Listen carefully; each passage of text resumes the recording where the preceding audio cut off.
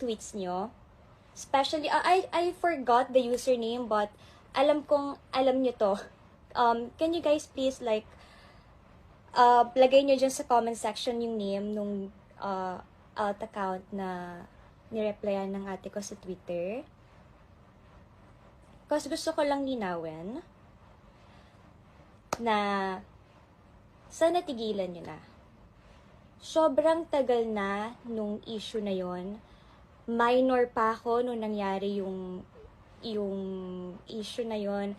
And guys, magto 2024 na, tapos nandun pa rin tayo. Parang, gusto ko lang na,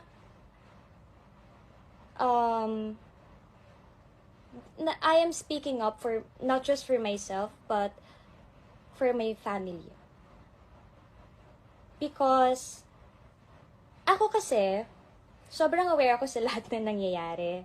Nakikita ko lahat ng comments nyo. Alam kong fina-flood nyo ako sa TikTok, sa Instagram, kahit saan. Kahit sa Twitter din, fina-flood nyo ako, tinatawag nyo akong ahas, malandi, maharot, makate, lahat na. And, syempre, I would be lying kung sabihin kong hindi ako affected. Although, deep inside, I know it's not true, pero syempre tao lang din ako. Nasasaktan ako. Syempre may emosyon din ako. Hindi naman porket hindi ako nagsasalita, porket wala akong sinasabi, doesn't mean na okay lang sa akin. Na parang tinatanggap ko na lang. Yes, tinatanggap ko na lang because kaya ko. Kaya kong tiisin. Kaya kong tiisin yung pain. Kaya kong tiisin yung hurt. But, lately, I don't know, parang siguro yesterday, yung tweet na nakita ko, sobra na. Dinadamay nyo na pati maliliit kong kapatid. And, para sa akin kasi, hindi na yun tama. Ako, kaya kong tiisin lahat, okay lang. Kasi alam ko naman yung pinasok ko. Pinasok ko ang showbiz, aware ako na at some point talaga sa span ng karera ko, talaga makaka-receive ako niyan. And sa akin, it's okay. Kasi parte yun ng trabaho ko. Hindi ko mapiplease ang lahat ng tao. Hindi ko hindi naman engganyo, but hindi ko naman makukuha ang loob ng lahat ng tao para gustuhin nila ako. Pero kasi, hindi ko na kaya pa na meron kayong sinasabi about my family, especially pag dinadama yung mga nakakabata kong kapatid. Neto lang, as in, recent lang, yung isang kapatid, dinala namin siya sa hospital kasi nakita namin siya nag-hyperventilate siya. And then, nung tinanong siya ng doctor, parang, ano bang nangyayari? Bakit ganito, ganyan? Kasi, ang sabi, anxiety attack pala. So, we asked her. And then, sabi niya, it's because may nakita siyang hate comment about me. And then, hindi yun nawala sa isip niya. And sobrang bata pa nung kapatid ko na yun. Guys, minor yun. And ganun yung epekto sa kanya. So, sinabihan namin siya, like silang mga bata, hindi namin sila pinag-gadgets masyado, and sobrang tutok kami sa kung anong ginagalaw nila sa mga gadget nila. And pinatanggal namin sa kanila kasi miya pala sila ng Twitter. And then, nung kinausap namin siya, yun nga, may nabasa siyang hate comment about me, and hindi yun naalis sa isip niya hanggang sa, syempre bata, na-overwhelm. Hindi naman siya sanay sa mga ganyang, sitwasyon. Hindi siya ready dyan. Kasi hindi siya ako. Kung ako lang, okay lang. Pero wag yung mga kapatid ko. Wag yung family ko. And speaking of family, I know may mga nasabi sila, pero kasi alam nila yung pinagdadaanan ko. Kaya ganun yung caption nila, because alam nila anong pinagdadaanan ko. Hindi naman ako makapagsalita for myself kasi I was advised na tahimik na lang. And at that time then, hindi ko alam, how do I defend myself? Paano ko ipagtatanggol yung sarili ko? Bata pa ako nun. And ang hirap kasi nung time na yun, syempre,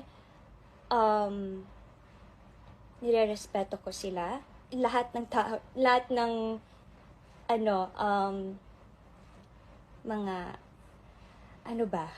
Sa dulo ng dila ko, bakit palaging ganito?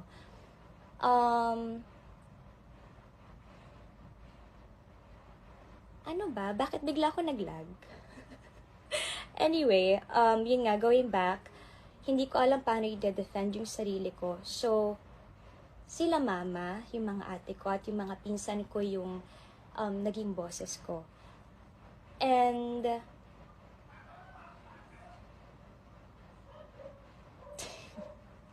yung mga comment niya naman, nagawa nila yon because nadala din sila sa emosyon nila. And guys, hindi ako nag-live to encourage na i-hate nyo yung tao, to hate Blythe. I mean, she's receiving so much hate na ngayon. Sana, wag naman. Ginagawa ko to because gusto kong iklaro. Ang tagal-tagal na ng issue na yon. Iwanan na natin sa taon na to. At magpapasko na. Gusto kong, alam nyo, bago mag 2024, sa New Year talaga gusto kong mag-start ng fresh. So, sana ganun din kayo. Ito yung first and last time na magsasalita ako about this issue, and sana kayo din. Kasi I want to move forward. Me and my family wants to move forward. So, sana ganun din kayo. Sobrang tagal na nung issue. Iwanan nyo na yun dun. Iwanan natin yun sa taon na to. Wala akong inahas. Wala akong inagaw. At kung ano yung meron kami ni Seth ngayon, yun yung friendship na pinagtibay kami ng mga nangyari sa amin. At kami kasi ay breadwinner. Ginagawa namin yung trabaho namin. Ginagawa namin kung anong dapat namin gawin. At meron kaming pamilyang pinapakain. Nandito kami para magtrabaho. Ako, hindi ko pinasok ang showbiz para makipag-boyfriend, para maghanap ng karelasyon. Hindi naman to, ano bang tawag sa mga Tinder? Hindi naman yung ganun eh. Pinasok ko to, ginawa niya. Wala kayong narinig sa akin at all. Nanahimik ako, not because tama lahat ng sinasabi niyo sa akin, nila. Nanahimik ako kasi akala ko mas magiging maayos kung tatahimik ako at kung wala kayong maririnig sa akin. Ayokong dumagdag pa. Ayokong tumagdag pa sa gulong nangyayari nun. Pero kasi na-realize ko na the more nananahimik ako, parang mas lalo lang lumalala. Mas lalo lang lumalala yung nangyayari. And I think it's time na rin naman kasi for me to speak up. And I know na ang dami nagsasabi dyan sa inyo na tuwag ako, gusto ko lang matawag na unbothered queen. No. Hindi ako nanahimik because gusto ko matawag ng ganun. Nanahimik ako kasi ayokong tumagdag sa gulo pa na nangyayari noon. Hanggang ngayon, tagal ko nanahimik. Alam niyo yan, hindi ako mapagpatol. At hindi naman ako talaga papatol. Because lahat ng sinasabi niyo ay hindi totoo. Ngayon, I am speaking up for myself and for my family. Kasi ang tagal namin Nanahimik lalo ako. I respected Blythe. And, of course, nirespeto ko ang love team nila noon. Wala akong inagaw. And also, gusto ko lang ilinawin sa inyo na hindi niya ako sinugod sa dressing room. But, tinawagan niya ako and she was mad, she was aggressive. And then, hanggang sa, yun, parang the next few Days, biglang ang gulo na, ang dami ng sinasabi sa akin ng mga tao. And, ang hirap kasi nung time na yun, hindi ko talaga alam anong gagawin ko. So, my mom was there para i-defend ako. Pati sila ate, and then, yung mga pinsan ko, although aggressive din sila sa mga sinabi nila, but syempre, alam kasi nila yung pinagdadaanan ko nun. Kaya, nadala din sila ng emosyon nila. so yun yung mga gusto kong, actually ang dami nga ang dami ko pang gustong sabihin, pero ito ang gusto kong linawin lang sa inyo talaga. Wala akong inagaw. And stop the hate. Kung ano man yung naging problema ni Blythe at ni Seth noon, sa kanila yon. Labas ako doon. At kung ano mang problema nila ngayon, labas ako doon. Huwag nyo na akong idamay. Huwag nyo nang i-drag yung name ko because labas ako sa problema na meron sila ngayon at yung problema nila noon. Hindi ako ang tao para magsalita sa kung ano nangyayari sa kanila.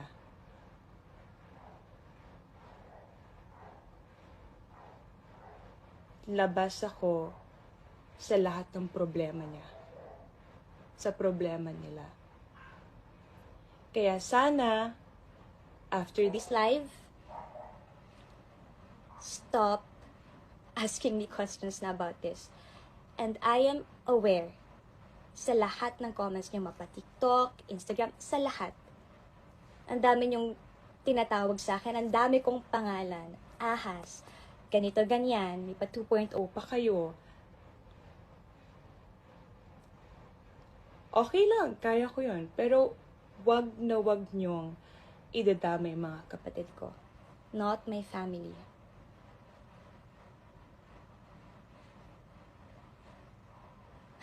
Magpapasko na, guys. Magto 2024 na. Pwede bang upgrade din natin pati utak natin and yung personality natin? Kung kaya nyo lang naman, pero sana kayanin nyo.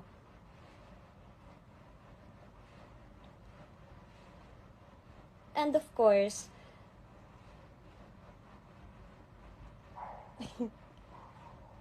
yes, paulit-ulit na, tama. Tama na ang pagpapaulit-ulit ng mga walang katotohanang kwento.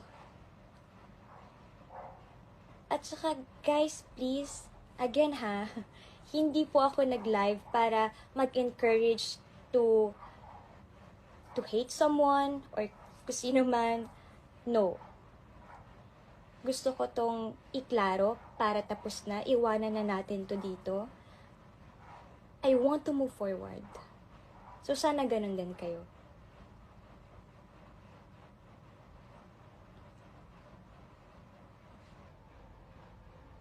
Yes.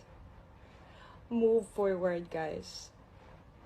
Iwanan na natin to dito at sana naintindihan Nyo lahat ng sinabi ko. Sana inintindi nyo.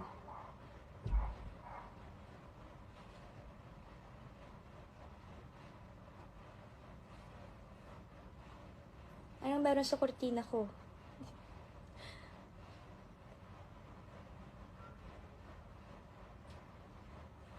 So please guys, stop the hate. Stop spreading hate.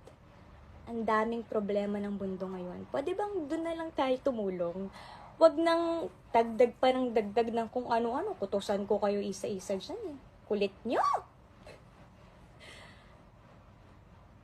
And please, give love on Christmas Day. Please. At next year, pwede ba?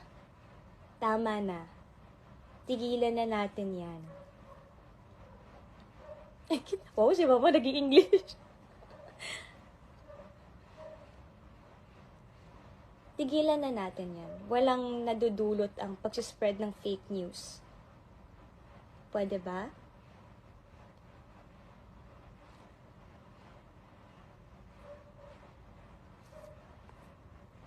So, tama na, okay? Tigilan niya na, kasi wala akong inagaw, at lalong-lalo na hindi ako ahas. And gaya ng lagi niyong sinasabi, time is the ultimate truth teller. Ito ang gusto kong linawin ng talaga, ha.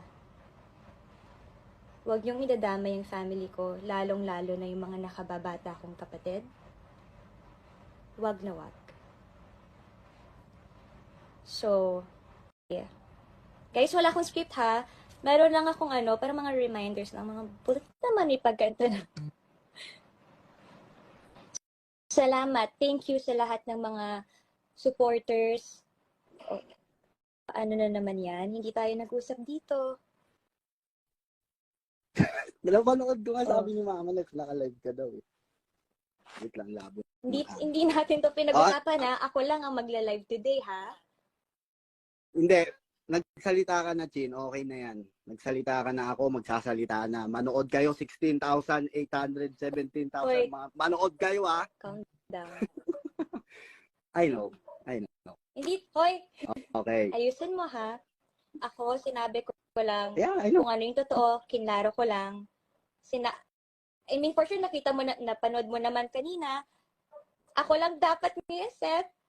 Pero, ayos. Yeah. Hindi, Okay, I promise. nanonood si Mama. Ito mga ate ko. unang-una. Okay. Kay tita. Hello, sa family ni Francine. Unang-una, walang inagaw si Chin. Walang nang agaw. Okay? Ako, alam to ni tita, ako ang nagsabi kay tita, ako ang nagsumbong kay tita kung ano ang nangyari.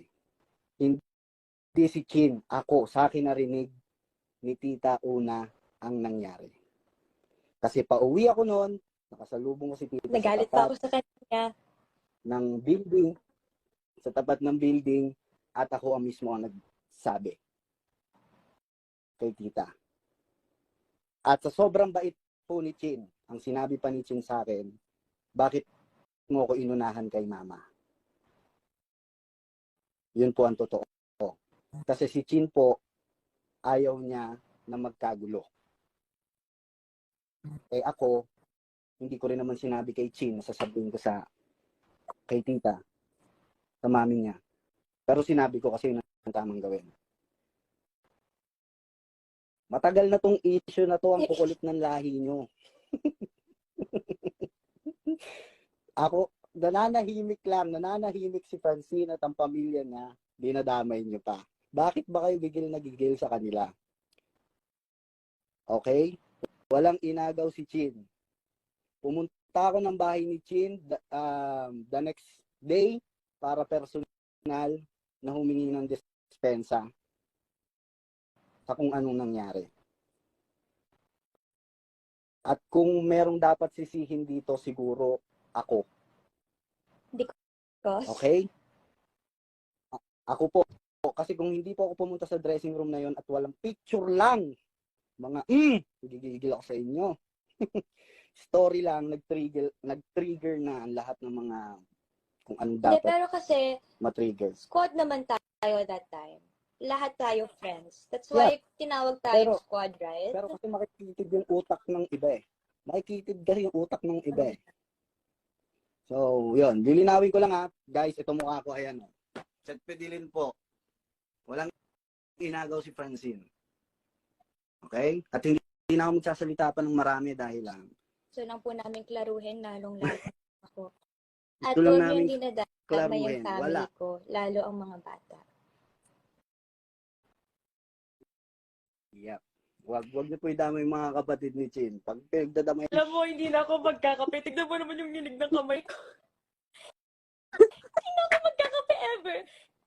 Isang cup lang in one day. Kasi grabe, nakadalawa ko. Nag-date kasi kami ng mga girlfriends ko. Tapos nakadalawang kape kami. Sa umaga, iced coffee. Sa hapon, hot naman. So, hindi ko na kaya to. Tapos ang lamig pa ng buga ng aircon. So, yun. Ay, makahinga naman ng maluwag.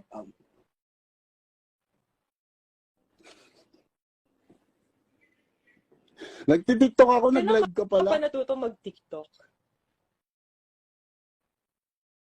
Ano Wala. tinitiktok Ano mo? lang.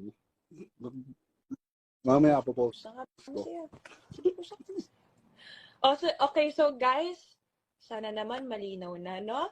Iwanan na natin to. Mas maganda pag natulog tayong lahat ngayong gabi, tigilan na natin. Tapos sa Pasko, di ba? Give love on Christmas Mga Day. magpapasko na. Patawad na ang lahat, kalimutan ang mga mabibigat tayo. at mga problemang pinagdaanan noong nakaraan. Okay? Tama na. Saka paalala lang guys artista kami, oo. Pero siguro naman, wala kayong karapatan para sabihan yung mga mahal namin Kung sa kami buhay ng lang, mga ayos masasakit na lang. salita. Kaya namin. Andito kami Huwag niyo yung dadama yung family andito namin. kami, pumasok kami bilang maging public figure or para tularan ng ibang bata. So, expected na namin ang mapupuna sa amin ng tao kasi artista kami. Pero yung mga taong nasa bahay lang naman, pamilya namin na walang kaalam-alam, tantanan niyo ho sila, pakiusap lang. Okay, nandito kami para mag-entertain. O sige, mag-feedback na kayo sa lahat ng ginagawa namin. Pero sa mga pamilya namin na nasa bahay lang, mga nag-aaral pa, May mga sariling At buhay. saka mga bata pa po. Mga bata, mga wag niyong kapatid idamay. ko. Ano ba kayo? Parang wala kayong kapatid eh. Eto, Di ba kayo utos, nag-grade oh. 1? Tinuturo yan, di ba? Sa bahay pa lang, tinuturo na Kumalma yan. ka naman. So, bitbitin Hindi nyo yan tayo kahit para saan. mangaway dito, ha? Hindi ako nang Wow! aaway. I'm just being real. You're not. Okay. I'm just being real. Gusto lang natin laruhin, Yun lang, guys. linawin, Sa artista walang kami. Sige, ibas wala mo kami. akong inagaw. God. God! Wala. Saka, matagal na yan. Kaya naman Pakiusap. sana, Pakiusap. next year, no? O kaya tomorrow, tapos na yan. Huwag nyo na ibalik kasi ang tagal na yan. Lala kayong makuha gawa-gawa na lang talaga. At kung ganyan ka-boring ang life nyo, ang marirecommend ko, nag-recommend meditation, guys. Sundin nyo na lang ang book ni Robin Sharma. Oh my gosh. Basta, quiet lang guys ha. Ako na nagsasabi. Ano lang, Quiet tama lang. na, hindi quiet. Wala na Stop na. Stop the hate. Tama. Quiet. Manahimik na kayo lahat. Period. Manahimik na kayong lahat. Wala nang magmahalan tayo lahat. Okay? Mahal namin kayo. Okay. Mahal namin kayong dalawa ni Francine. Pero pag ganyang pamilya na, no. It's a big no. Okay ka na? So, yun lang. Sige, Okay remove na na ako. kita. Baka mag-super saiyan ako dito eh. Sige, Salamat! i-kick mo na ako. Kasamo! Kasamo!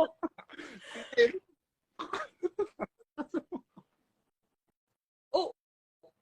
Sorry. Anyway, sana Naman malinaw na po sa inyong lahat. Let's all move forward. Iwanan natin yan sa taon na to.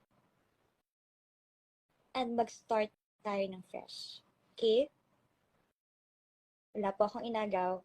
Huwag na hindi nadama yung family ko. Stop the hate and let's spread love. Okay? Thank you, guys. And sana masarap ang inyong Noche Buena. At maging masayang kayo sa araw ng Pasko. Good night.